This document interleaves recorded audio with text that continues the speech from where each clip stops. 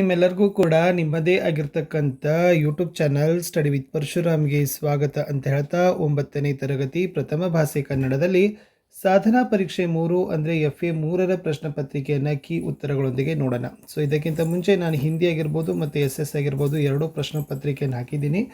So ವಿಡಿಯೋದ description ಬಾಕ್ಸ್ನಲ್ಲಿ ಸಹಿತ ಲಿಂಕನ್ನು ಕೊಡ್ತೀನಿ, ಅದನ್ನು ಸಹಿತ ನೋಡಿ ಅಂತ ಹೇಳ್ತಾ ವಿಡಿಯೋನ ಲೈಕ್, ಶೇರ್ ಮತ್ತು ಸಬ್ಸ್ಕ್ರೈಬ್ ಮಾಡೋದನ್ನು ಮಾತ್ರ ಮರೆಯದಿರಿ. 9th LBA ಮತ್ತು ಪ್ರತಿ ಪಾಠದ ನೋಟ್ಸ್ ಕ್ವಶನ್ ಆನ್ಸರ್ಸ್ಗಳು ಸಹಿತ ಬರ್ತಾ ಇದ್ದಾವೆ, ಅವುಗಳನ್ನು ಸಹಿತ ನೋಡಿ. ಇದು 20 ಅಂಕಗಳಿಗೆ ನಡೀತಕ್ಕಂಥ ಪರೀಕ್ಷೆ. ಕ್ವಶನ್ ಪೇಪರ್ ಇಂಪಾರ್ಟೆಂಟ್ ಅದ. ಈ ಕ್ವಶನ್ ಪೇಪರ್ ಕೂಡ ಕೆಲವು ಶಾಲೆಗಳಲ್ಲಿ ಕೊಟ್ಟರು ಸಹಿತ ಕೊಡ್ಬೋದು. ಸೊ ಬಟ್ ಪ್ರಶ್ನೆಗಳಂತೂ ಕೂಡ ಚೆನ್ನಾಗಿದ್ದಾವೆ. ಮೊದಲ ಪ್ರಶ್ನೆ, ಬಹು ಆಯ್ಕೆಗಳಲ್ಲಿ ಸನ್ಮಾನ ಪದದಲ್ಲಿರುವ ಆಗಿರುವ ಸಂಧಿ ಅಂತ ಕೇಳಿದರು. ಸೊ ಸನ್ಮಾನ ಪದದಲ್ಲಿ ಯಾವ ಸಂಧಿ ಇದಪ್ಪ ಅಂದ್ರೆ ಆಪ್ಷನ್ ಡಿ ಅನುನಾಸಿಕ ಸಂಧಿ ಅನ್ನೋದು ಸರಿಯಾದ ಉತ್ತರ ಬರ್ತದೆ. ಎರಡನೇ ಪ್ರಶ್ನೆ, ಇವುಗಳಲ್ಲಿ ಬಹುರ್ವೀಹಿ ಸಮಾಸಕ್ಕೆ ಉದಾಹರಣೆ ಯಾವುದು ಅಂತ ಕೇಳಿದ್ರು. ನೋಡಿ, ಹನೆಗನ್ನ ಅಂತ ಇದೆ, ಶಿವನಿಗೆ ಹನೆಗನ್ನ ಅಂತಾರಲ್ಲ. ಸೊ ಹನೆಗನ್ನ ಅಂತಕ್ಕಂಥದ್ದು ಇಟ್ ಮೀನ್ಸ್ ಅನ್ಯ ಪ್ರಧಾನ, ಅಂದರೆ ಮೂರನೇ ಪದ ಪ್ರಧಾನವಾಗಿರುವ ಸಮಾಸ ಬಹುರ್ವೀಹಿ. ಸೊ ಹನೆಗನ್ನ ಅಂತಕ್ಕಂಥದ್ದು ಬಹುರ್ವೀಹಿ ಆಗ್ತದೆ. ಮೂರನೇ ಪ್ರಶ್ನೆ, ಬೆತ್ತ ಪದದ ತತ್ಸಮ ರೂಪ ಏನು? ಎಸ್, ಸೊ ಬೆತ್ತ ಪದದ ತತ್ಸಮ ರೂಪ ಆಯ್ಕೆ ಬಿ ವೇತ್ರ ಅನ್ನೋದು ಸರಿಯಾದ ಉತ್ತರ ಬರ್ತದೆ. ಇನ್ನು ಒಂದೇ ವಾಕ್ಯದಲ್ಲಿ ಉತ್ತರವನ್ನು ಬಯಸ್ತಕ್ಕಂಥ 3 ಪ್ರಶ್ನೆಗಳನ್ನು ಕೊಟ್ಟಿತ್ತು. ಪ್ರತಿ ಸರಿಯಾದ ಉತ್ತರಕ್ಕೆ 1 ಅಂಕ, 3 ಪ್ರಶ್ನೆ 3 ಅಂಕ. ಪ್ರಶ್ನೆ 4, ಡೊಳ್ಳು ಕುಣಿತ ಯಾವ ಸಂಪ್ರದಾಯಕ್ಕೆ ಸೇರಿದ ಕುಣಿತವಾಗಿದೆ? So the right answer is Dollu Kunitha ಹಾಲುಮತ ಸಮುದಾಯದ ಬೀರೇಶ್ವರ ಸಮುದಾಯಕ್ಕೆ ಸೇರಿದ ಕುಣಿತವಾಗಿದೆ. ಪ್ರಶ್ನೆ 5, ಕಾನನದ ಹಕ್ಕಿ ಏನು ಮಾಡುತ್ತಿದೆ? ಸರಿಯಾದ ಉತ್ತರ, ಕಾನನದ ಹಕ್ಕಿಯು ಹನ್ನೆಲೆಗಳು ಉದುರುತಿಹ ಬರಿದಾದ ಮರಗಳ ನೇರಿ ಕಣ್ಣೀರು ಸುರಿಸುತ್ತಿದೆ. 6ನೇ ಪ್ರಶ್ನೆ, ಅಜ್ಞಾನ ತೊಲಗಿಸಲು ಕವಯಿತ್ರಿ ಏನಾಗ ಬೇಸಿದ್ದಾರೆ ಅಂತ ಕೇಳಿದ್ರು. ಸೊ ಮಾನವನ ಅಜ್ಞಾನವನ್ನು ತೊಲಗಿಸಲು ಕವಯಿತ್ರಿ ವಾಗ್ದೇವಿಯ ಕೈಯಲ್ಲಿ ಗ್ರಂಥವಾಗಬೇಕು ಅಂತ ಬಯಸಿದ್ದಾರೆ ಅಂತ ಬರೆದ್ರೆ ಸಾಕು.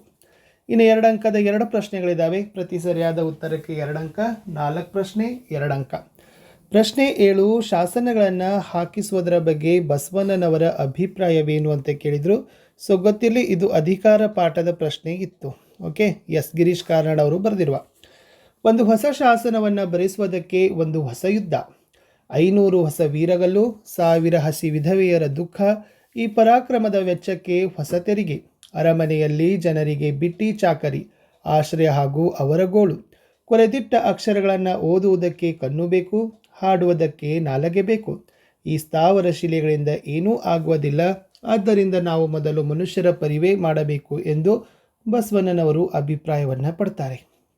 ಪ್ರಶ್ನೆ 8, ದೇವರ ಗುಡ್ಡರಿಗೆ ಕಂಸಾಳೆಯ ಬಗ್ಗೆ ಇರುವ ಗೌರವ ಭಾವನೆ ಹೇಗೆ ವ್ಯಕ್ತಗೊಂಡಿದೆ? ಉತ್ತರ, ಕಂಸಾಳೆಯ ಮಹಿಮೆ ಅಪಾರ ಎಂದು ಭಾವಿಸುವ ಗುಡ್ಡರು ಅದನ್ನು ಪೂಜಿಸುತ್ತಾರೆ. ಕಂಸಾಳೆಯನ್ನು ಕೈಗೆತ್ತಿಕೊಳ್ಳುವ ಮೊದಲು ಏಳ್ಮೆಲೆ ಹೆತ್ತಯ್ಯ ನಮ್ಮಪ್ಪಾಜಿ ಮಾಯ್ಕಾರ ಮಾದೇವ ನಿನ್ನ ಪಾದವೇ ಗತಿ ಕನ್ನಪ್ಪ ಶರಣು ಶರಣಾರ್ಥಿ ಎಂದು ನಮಸ್ಕರಿಸಿ ಕಣ್ಣಿಗೊತ್ತಿಕೊಂಡು ನಂತರ ಬಾರಿಸಲು ಪ್ರಾರಂಭಿಸುತ್ತಾರೆ.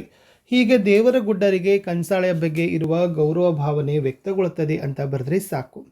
ಇನ್ನು 2 ಅಂಕದಲ್ಲಿ ಕವಿ ಸಾಹಿತಿಗಳ ಪರಿಚಯ ಕೇಳಿದರೆ ಶಿಶುನಾಳ ಶರೀಫ 2 ಅಂಕ. ಇಲ್ಲಿ ಸ್ಥಳ, ಕಾಲ, ಕೃತಿ ಮತ್ತು ವಾಕ್ಯ ರೂಪಗಳನ್ನು ನೀವು ಸಂಪೂರ್ಣವಾಗಿ ಬರೆದ್ರೆ 2 ಮಾರ್ಕ್ಸ್ ನಿಮಗೆ ಕೊಡ್ತಾರೆ.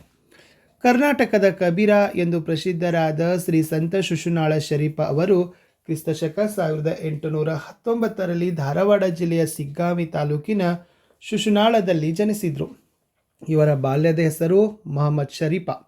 ಇವರ ಗುರು ಕಳಸದ ಗೋವಿಂದ ಭಟ್ಟ ಇವರು ಶಿಶುನಾಳಧೀಶ ಶಿಶುನಾಳೇಶ ಎಂಬ ಕಾವ್ಯನಾಮದಿಂದ ತತ್ವಪದಗಳನ್ನು ಬರೆದಿದ್ದಾರೆ ಅಂತ ಬರೆದ್ರೆ ಸಾಕು. ಮುಂದಿನ ಪ್ರಶ್ನೆ, ಗಾದೆ ಮಾತನ್ನು ವಿಸ್ತರಿಸಿ ಬರಿಬೇಕು. 2 ಅಂಕ. ಆರೋಗ್ಯವೇ ಭಾಗ್ಯ ಅಥವಾ ಕೊಟ್ಟಿದ್ದು ತನಗೆ ಬಚ್ಚಿಟ್ಟಿದ್ದು ಪರರಿಗೆ. ಇಲ್ಲಿ ಆಯ್ಕೆ ಬರಿಬೇಕು, ಸಂದರ್ಭ ಬರಿಬೇಕು ಮತ್ತು ಸ್ವಾರಸ್ಯ ಬರಿಬೇಕು. ಪ್ರತಿಯೊಂದು ಪಾಯಿಂಟನ್ನು ಇದ್ದರೆ ನಿಮಗೆ 2 ಅಂಕ ಏನು ಮಾಡ್ತಾರಪ್ಪ ಅಂದ್ರೆ ಕೊಡ್ತಾರೆ. ಒಂದು ಸಂದರ್ಭ ಪ್ರಶ್ನೆ ಇದೆ, ಎಸ್, ಅದು ಕೂಡ ಅಧಿಕಾರ ಪಾಠದಿತ್ತು. ರಾಜ್ಯಭಾರ ಅಂದರೆ ಕಾಯಕ ಅದಕ್ಕ ಅಂಶ ಇದ್ದರ ಸಾಲದು ಅಂತ ಇದೆ. ಇದರಲ್ಲಿ ಆಯ್ಕೆ, ಸಂದರ್ಭ, ಸ್ವಾರಸ್ಯ 3 ಹಂತಗಳನ್ನು ಬರಲೇಬೇಕು. ಆಯ್ಕೆ ಏನಿದೆ ಅಂದರೆ ಈ ವಾಕ್ಯವನ್ನು ಶ್ರೀ ಗಿರೀಶ್ ಕಾರ್ನಾಡ್ ಅವರು ರಚಿಸಿರುವ ತಲೆದಂಡ ನಾಟಕದಿಂದ ಆಯ್ದ ಅಧಿಕಾರ ಎಂಬ ಗದ್ಯಭಾಗದಿಂದ ಆರಿಸಲಾಗಿದೆ. ಸಂದರ್ಭ, ಬಿಜ್ಜಳನು ಮಂಚನ ಕ್ರಮಿತನೊಡನೆ ಬಸವಣ್ಣನ ಬಗ್ಗೆ ಮಾತನಾಡುವಾಗ ನಾನು ಚಾಲುಕ್ಯರ ಸಾಮಂತನಾಗಿದ್ದಾಗ ಮಂಗಳವಾಡಕ್ಕೆ ಬಂದ ಬಸವಣ್ಣನಿಗೆ 20 ವರ್ಷಗಳು ಸಹ ಆಗಿರಲಿಲ್ಲ. ಆಗಲೇ ಅವನು ರಾಜನಾಗುವವನಿಗೆ ವಂಶಕ್ಕಿಂತ ಯೋಗ್ಯತೆ ಮುಖ್ಯವೆನ್ನುತ್ತಿದ್ದನು ಎನ್ನುವ ಮಾತನ್ನು ನೆನಪಿಸಿಕೊಂಡ ಸಂದರ್ಭದಲ್ಲಿ ಈ ಮಾತು ಬಂದಿದೆ. ಸ್ವಾರಸ್ಯ, ರಾಜನಾದವನು ಅಧಿಕಾರವನ್ನು ತನ್ನ ಸಾಮರ್ಥ್ಯ ಹಾಗೂ ಯೋಗ್ಯತೆಯಿಂದ ಪಡೆಯಬೇಕೇ ಹೊರತು ಆ ಅಂಶದಲ್ಲಿ ಹುಟ್ಟಿದ ಕಾರಣಕ್ಕಾಗಿ ಅಲ್ಲ ಎನ್ನುವ ಬಸವಣ್ಣನ ಅಭಿಪ್ರಾಯ ಸ್ವಾರಸ್ಯಕರವಾಗಿ ಮೂಡಿ ಬಂದಿದೆ ಅಂತ ಬರೆದ್ರೆ ಸಾಕು. ಇನ್ನು ಪದ್ಯಭಾಗ ಪೂರ್ಣ ಮಾಡಬೇಕು. ಹೇಮಂತ ಪದ್ಯದ 4 ಸಾಲುಗಳನ್ನು ಕೊಟ್ಟಿದ್ರು. ಹೇಮಂತ ಋತುರಾಜನೆಳೆಗೆ ಬಂದಿಳಿ ಒಂದು, ಹೂವಿಲ್ಲ ಹಸುರಿಲ್ಲ ಚಿಗುರೆಲೆಗಳಿಲ್ಲ, ದುಂಬಿಗಳ ದನಿ ಇಲ್ಲ, ಹಕ್ಕಿಗಳ ಹಾಡಿಲ್ಲ, ಕುಸುಮ ಗಂಧವ ತರುವ ಮಾರುತನಿಲ್ಲ ಅಂತ ಬರೆದ್ರೆ ಸಾಕು. ಪದ್ಯದ ಸಾರಾಂಶ ಇದೆ, 4 ಸಾಲಿದೆ, ತತ್ವಪದಗಳಿಂದ ಇತ್ತು. ಯಾವ ಸಾಲಂದರೆ, ಮಾತಿನೊಳಗ ಮಾತಿಲ್ಲದವನ ಸ್ನೇಹ ಜಾತಿ ಜನ್ಮಕ ಬೇಡ, ಹೀನ ಮನುಷ್ಯನ ಸ್ನೇಹ ಮಾಡಿ ನೀನೂ ಕೆಡಲಿ ಬೇಡ ಅಂತ ಇತ್ತು. ಈ ಪದ್ಯಭಾಗವನ್ನು ಶ್ರೀ ಕಡಕೋಳ ಮಡಿವಾಳಪ್ಪನವರು ರಚಿಸಿರುವ ತತ್ವಪದಗಳಿಂದ ಆಯ್ದ ಗುರುಕರುಣೆ ಎಂಬ ತತ್ವಪದದಿಂದ ಆರಿಸಲಾಗಿದೆ.